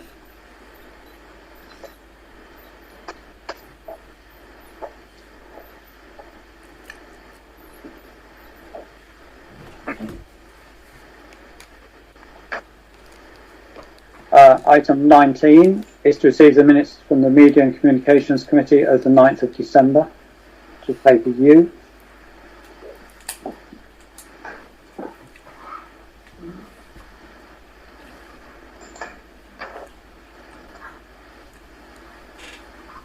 And item 20 is to receive the parish clerk's report, which is paper V.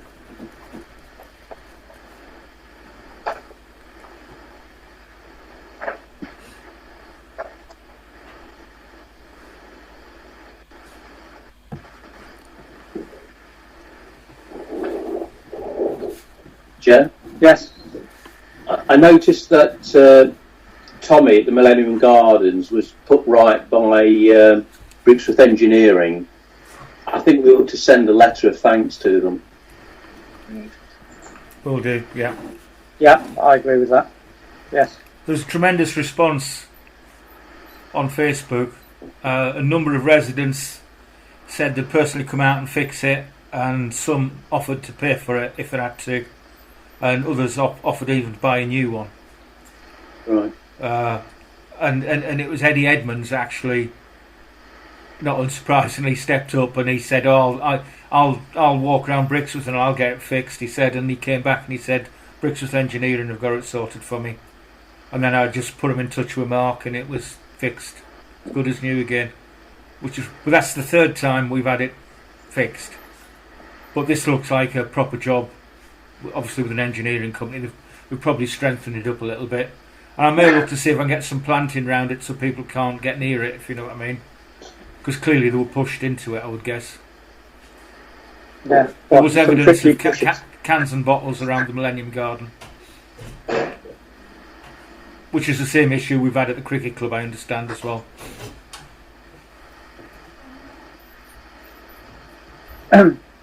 Yeah, item 21 is the general correspondence. Note the general correspondence is listed in Appendix W.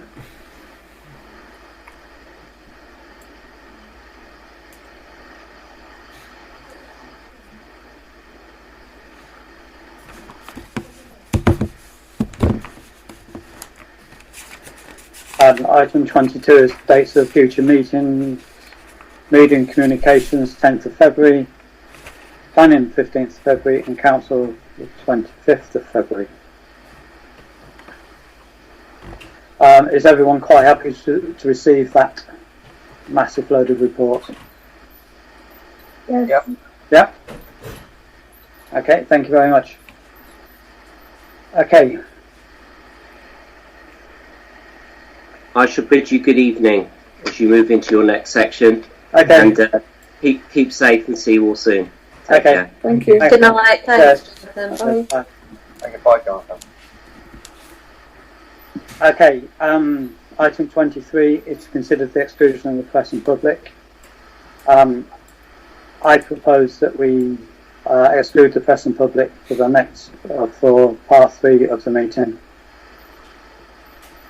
I do have a seconder for that, please. I'll second that, Stephen. Okay, thank you. All those in favour? Right. We just need a Mr. Smith to log out, please. Okay.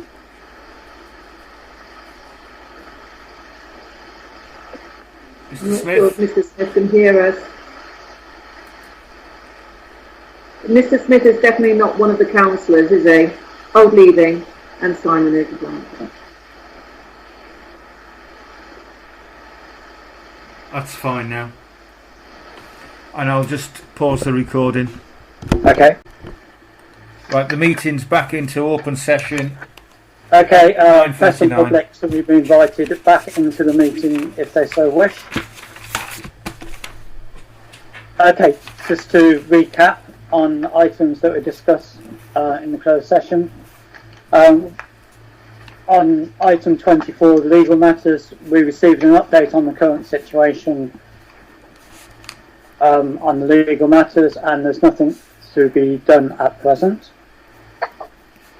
On item 25, with regards to the complaint, having looked into the complaint or the two complaints, we have found they're not upheld, and I would propose that. Can I have a seconder for that, please? Is that I'll second that, Stephen. Lynn? Thank you very much. Yeah. All those in favour of that?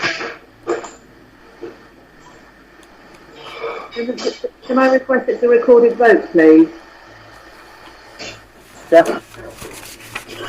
Okay, so start again. All those in favour?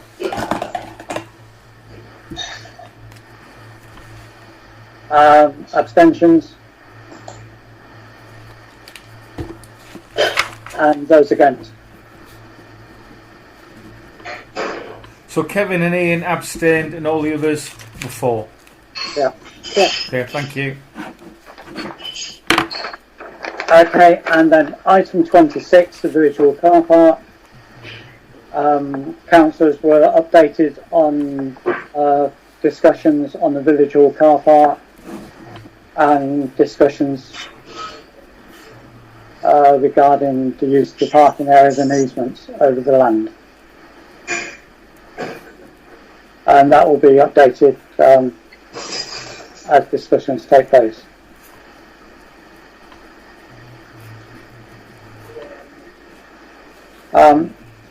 Item 27, urgent matters for reports only. Ian, you've got 4 minutes for your cherry trees. Offer of trees from the Japanese embassy. Can we put you can't make a decision, but perhaps we could have a straw poll of opinions and feelings. We could possibly get 4 trees. Cherry trees. Do we want them? Yes. Yeah. Yeah. Yes. I think from the straw poll that was going around yesterday, I think there was. Peter sent one round by email as well, so put the two together, put tonight's together and his email one, and perhaps Peter could take a view as to the feeling of the meeting and act accordingly. Yeah, I was hoping to try and get up to 10 cherry trees, Councillor Barrett. There's 40 available apparently. Oh. So we might be able to get a job lot, and there might be some more coming along later next year. And I've been speaking to John Hunt because we might be sharing delivery points with the next council along. Yeah. And when you see how big they're going to be, perhaps you might want to put some protection around them, but let's leave that until we know. Oh, yeah, that's another day. Yeah, that's another day. Over 6 foot tall, and they come with stakes and guards. Yeah. Eggs and onions, lovely, yeah. Okay. Right, that's it. Thank you very much. And we made it with 3 minutes to spare. Sandra, you got your